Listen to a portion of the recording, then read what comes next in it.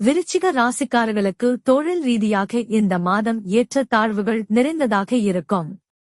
ஒரு வேலையை செய்தால் நல்ல பலன் கிடைக்கும். அரசாங்க வேலைகளில் பணிபுரிபவர்கள் குறிப்பாக சாதகமான முடிவுகளை பெறுவார்கள். அதே நேரத்தில் பொதுத்துறையில் பணிபுரிபவர்கள் தங்கள் வேலைகளில் நல்ல பலன்களை பெறுவார்கள். 6ஆம் வீட்டில் 10ஆம் வீட்டுக்கு அதிபதியான சூரிய பகவான் மாதத் தொடக்கத்தில் மேன்மையான நிலையில் இருப்பார். இதனால் உங்களுக்கு நல்ல பதவி உயர்வு கிடைக்கும். அரசு துறையினருக்கும் சிறப்பான பலன்கள் கிடைக்கும். வியாபாரிகளுக்கு இந்த மாதம் சாதகமாக இருக்கும். 7ஆம் வீட்டின் அதிபதியான சுக்கிரன் பகவான் 6ஆம் வீட்டில் பெயர்ச்சிப்பதால் தொழில் முதலீட்டை ஊக்குவிப்பதில் கவனம் செலுத்துவார். உங்கள் வியாபாரம் வெளிநாட்டு மூலங்களால் ஆதாயமடையும். 5ஆம் வீட்டில் ராகு, செவ்வாய், புதன் இணைந்து இருப்பதால் உங்கள் கவனக்குறைவு ஏற்படும். எவ்வளவுதான் முயற்சி செய்தாலும் படிப்பில் கவனம் செலுத்த முடியாமல் சில பிரச்சனைகளை சந்திக்க நேரிடும். நீங்கள் உங்கள் வேலையைப் பற்றி மிகவும் தீவிரமாக இருப்பீர்கள் மற்றும் வேலையில் இருக்கும் சவால்களை மனதில் வைத்து உங்கள் நிலையை உயர்த்தும் முயற்சியில் கூடுதல் வேலைகளை செய்ய வேண்டியிருக்கும். இதன் காரணமாக நீங்கள் உங்கள் குடும்பத்திற்கு குறைந்த நேரத்தை வழங்க முடியும். இதனால் உங்கள் குடும்ப உறுப்பினர்கள் உங்களை இழக்க நேரிடும். எனவே நீங்கள் சிறிது நேரம் ஒதுக்கி விரைவில் பேச வேண்டும். உங்கள் உடன்பிறந்தவர்களின் உதவியால் புதிய வீடு வாங்கலாம் அல்லது கட்டலாம். ராகு, செவ்வாய், புதன் போன்ற கிரகங்கள் உங்கள் 5ஆம் வீட்டில் ஒன்றாக அமையும்.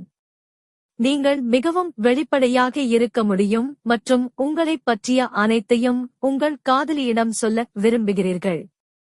ராகு மற்றும் செவ்வாய் அங்காரக தோஷத்தின் பலனை தருவதால் இது அதிக தொடர்புக்கு வழிவகுக்கும் மற்றும் உங்களுக்கும் உங்கள் அன்புக்குரியவருக்கும் இடையே சண்டை ஏற்படலாம். இதன் காரணமாக உங்கள் அன்புக்குரியவர் எரிச்சலடையலாம் மற்றும் அவர்களின் நடத்தை மாறலாம். குரு பகவான் 7வது வீட்டில் அமர்வதால் நல்ல முடிவுகளை எடுக்கும் நபராக உங்களை மாற்றுவார். நீங்கள் உங்கள் மனைவியுடன் நன்றாக நடந்து கொள்வீர்கள். இதன் காரணமாக உங்கள் திருமண வாழ்க்கை மகிழ்ச்சி நிறைந்ததாக இருக்கும். மாதத்தின் தொடக்கத்தில் 7வது வீட்டின் அதிபதியான சுக்கிரன் சூரியனுடன் சேர்ந்து 6ஆம் வீட்டில் இருக்கிறார். இதன் காரணமாக உங்கள் வாழ்க்கை துணை உங்களிடம் பல்வேறு விஷயங்களை கோரலாம். இது மிகவும் விலை உயர்ந்ததாக இருக்கலாம்.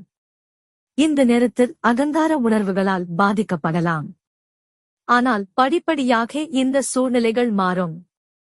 6ஆம் வீட்டில் உச்சநிலையில் உள்ள சூரியன் அரசு துறையிலும் நிதி ஆதாயங்களை குறிக்கிறது. எனவே அத்தகைய வாய்ப்பு உங்களுக்கு வந்தால் அதை விட்டுவிடாதீர்கள். முடிந்தவரை முயற்சி செய்யுங்கள். நீங்கள் சிறந்த மற்றும் அதிகபட்ச நன்மைகளைப் பெறலாம்.